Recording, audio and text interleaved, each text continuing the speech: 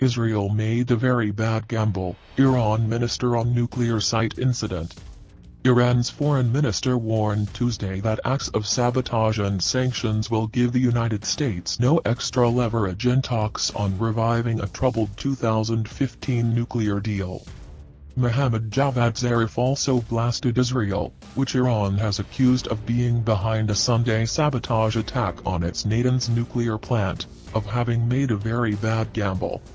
"We have no problem with returning to implementing our JCPOA commitments," Zarif said, referring to the deal with major powers, which Washington quit in 2018.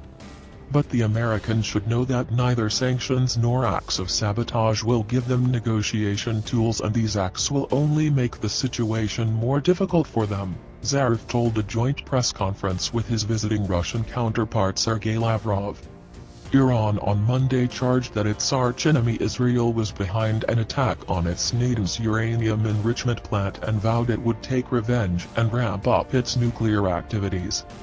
The Atomic Energy Organization of Iran, AEOI, said a small explosion had hit the plant's electricity distribution center.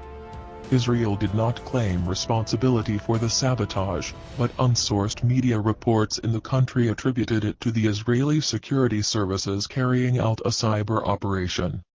The New York Times, quoting unnamed U.S. and Israeli intelligence officials, also said there had been an Israeli role in the attack, in which an explosion had completely destroyed the power system that fed the plant's underground centrifuges.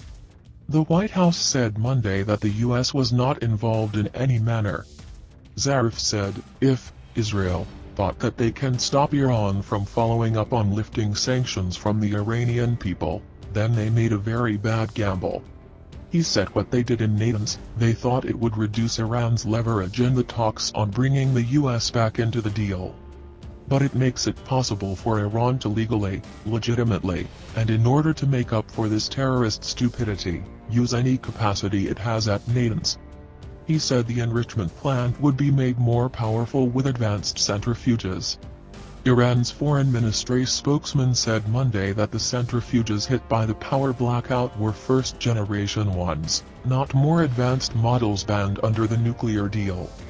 The Natanz episode, the latest in a string of incidents hitting Iran's nuclear program, came days after talks opened in Vienna on reversing former U.S. President Donald Trump's withdrawal from the deal.